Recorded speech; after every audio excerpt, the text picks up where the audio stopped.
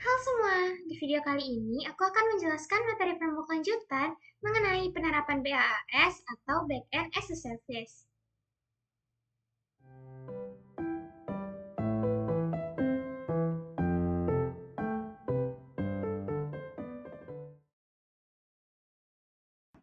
Backend as a Service atau BaaS merupakan suatu layanan yang menyediakan bagian backend dari aplikasi seperti database, autentikasi, dan penyimpanan file tanpa harus membuat semuanya dari awal. BaaS ini sangat cocok untuk developer yang hanya ingin fokus di bagian front-end tanpa harus memikirkan bagian server. Ini adalah gambar untuk bentuk front-end dan back-end-nya.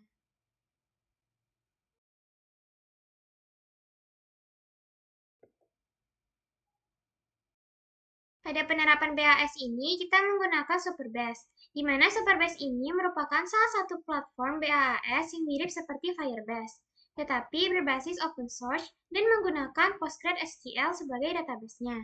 Superbase ini lengkap dengan fitur BaaS umum seperti database, REST API, authentication, storage, dan lain-lainnya.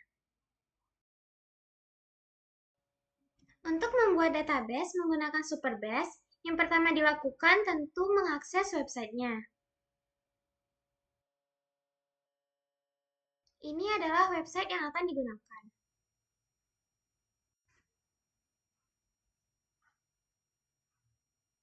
Di sini aku akan sign in atau continue menggunakan akun GitHub.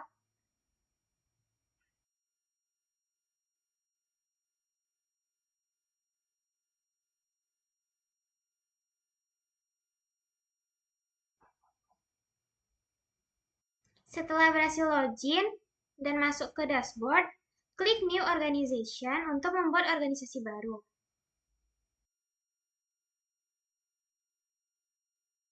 Sesuaikan nama project, dan untuk passwordnya itu generate aja.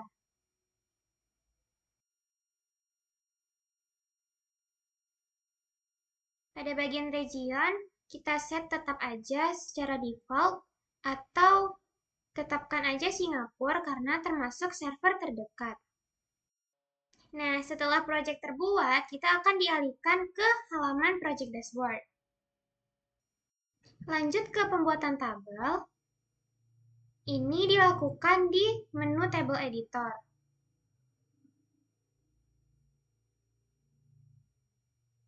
Klik create a new table. Masukkan nama.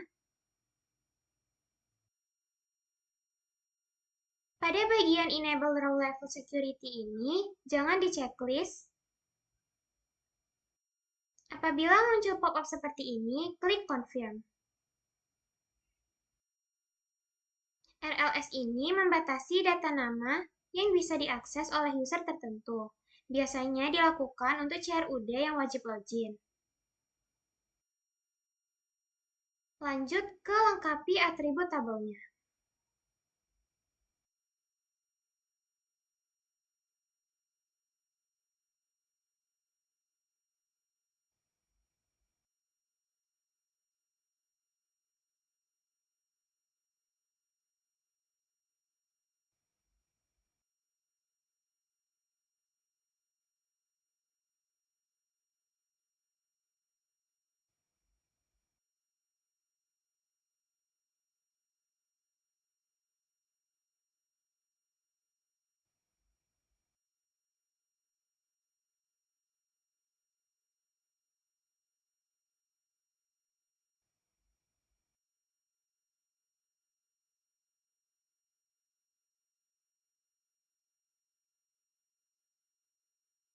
Apabila semuanya udah sesuai, klik Save. Selain tabel review, aku juga mau buat satu tabel lagi yaitu profile. Lakukan aja hal yang sama.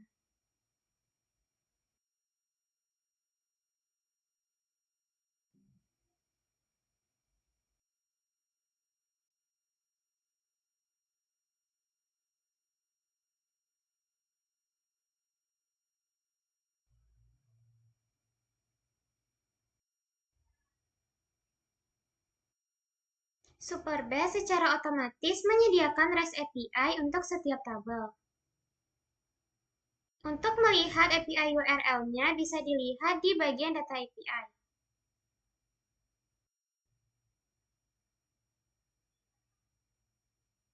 Untuk API key-nya bisa dilihat di bagian menu API Keys.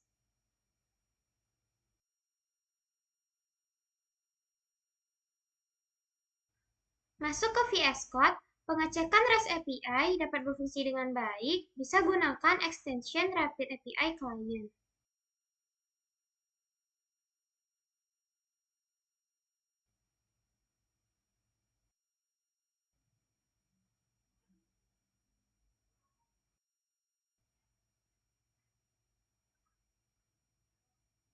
Masukkan project URL,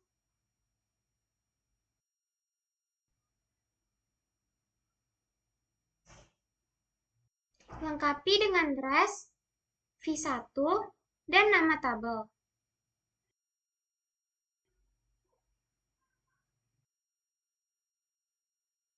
Di sini sesuaikan aja nanti testing untuk post, get, page, delete, ataupun yang lainnya.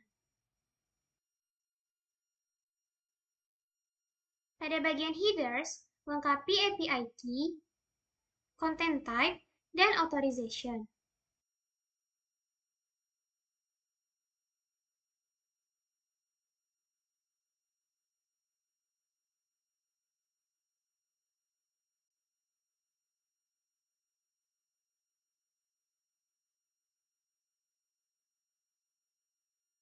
Post ini untuk menambah dan menyimpan data di database. Untuk penambahan isi tabelnya bisa dilakukan di bagian JSON.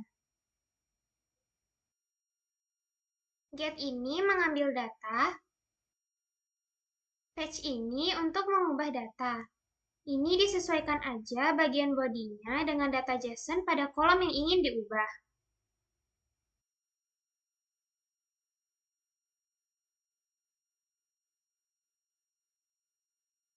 Pada bagian query, sesuaikan dengan ID data. EQ ini berarti equal atau sama dengan.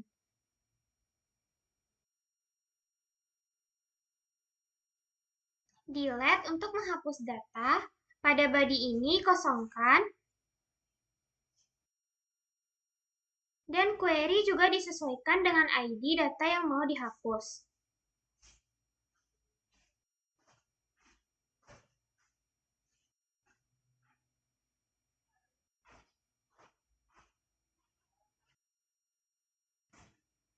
Kalau hasilnya hijau semua, itu tandanya CRUD berhasil untuk tabel ini. Lanjutkan untuk cek tabel kedua, yaitu tabel profile.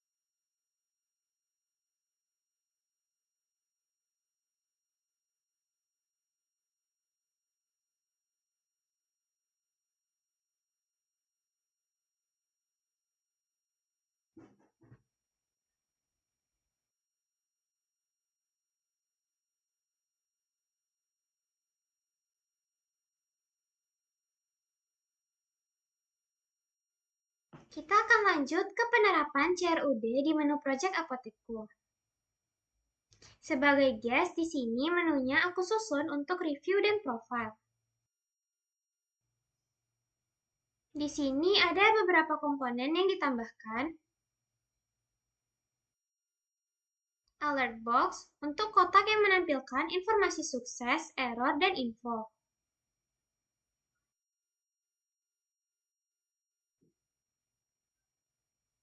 Empty state untuk keterangan data kosong.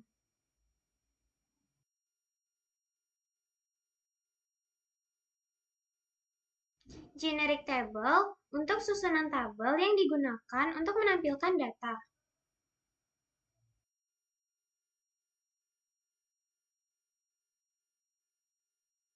Loading spinner untuk CSS saat loading berjalan. Adapun untuk fungsi CRUD dan API itu diinisialisasikan dalam folder service. Di sini terdapat file review dan profile, sesuai dengan nama tabel.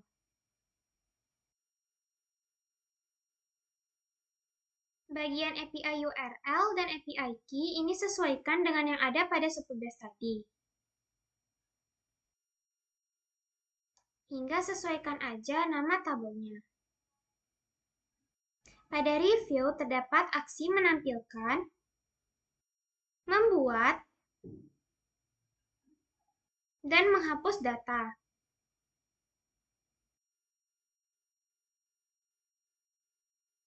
Pada profile juga sama URL dan API key-nya. Ubah bagian nama tabel aja.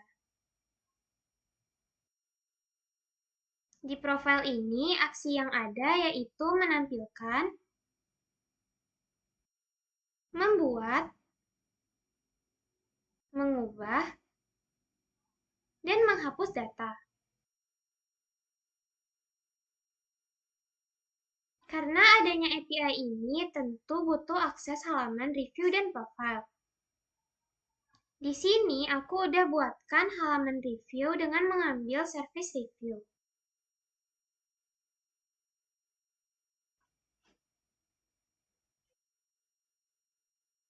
Bagian form ini akan mengatur form inputan data dengan mengambil fungsi handle submit untuk menambahkan data.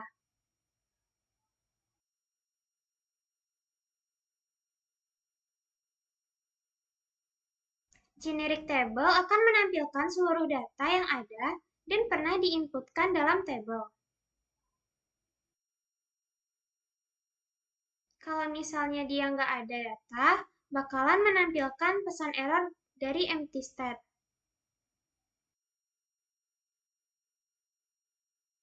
Pada halaman profile akan mengambil service profile. Bedanya di sini menghubungkan juga untuk edit data. IsEdit mode inilah yang akan mengambil aksi untuk mengedit dan menyimpan perubahan data.